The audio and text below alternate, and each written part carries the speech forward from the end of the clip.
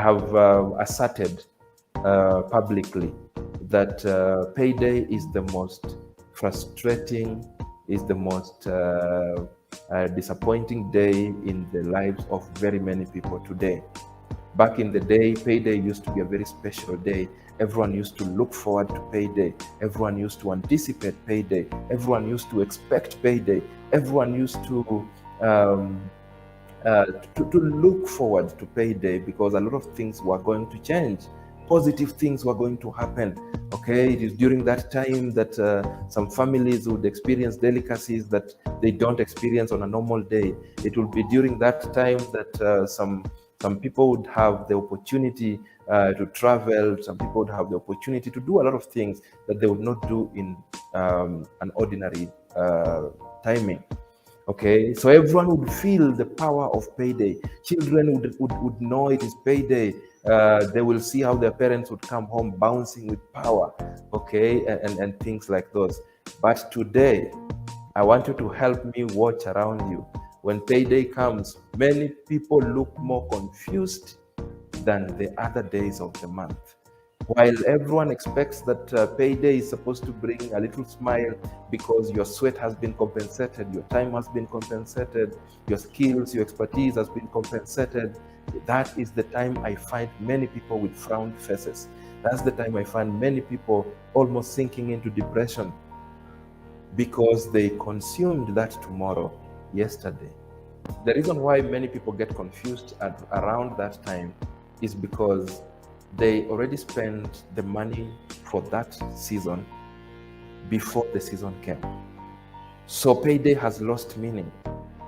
And it is a day for pressure because when they were receiving money, they were promising everyone that when payday comes, I will pay you back. Right? And now payback time has come. Locally, we say kukopa ni harusi, kulipa ni matanga. It's easier to borrow than it is to repay. All right. And so when it is time to repay, people begin feeling the pinch, begin feeling the pain. But that's not even it. For very many people, when payday comes, they convert themselves into accountants. But unfortunately, the accounting refuses to work. Their books of accounts refuse to balance because many of them have actually overborrowed, have borrowed more than the money that will come. And so during that time, I can begin to see you begin to look at your income versus the amount that people are asking you to give them. And I can begin to see the confusion, and I can begin to see you doing a list of the people you promised to pay end of the month. And I can begin to see you doing the total, and you realize the total is bigger than the money that has come. I also get to see you going back to your list. I begin to see you begin to reduce the amount that you will give to each of them. I begin to see you begin to give each of them 50% of the amount that you borrowed from them, and you do the totaling, and I still see your accounts have refused to add up. The total is still bigger than the money that has come.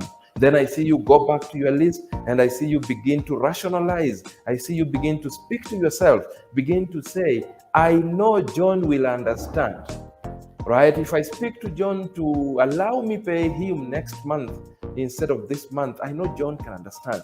But I know this one cannot condone this pleading behavior. I just have to find a way of clearing so and so.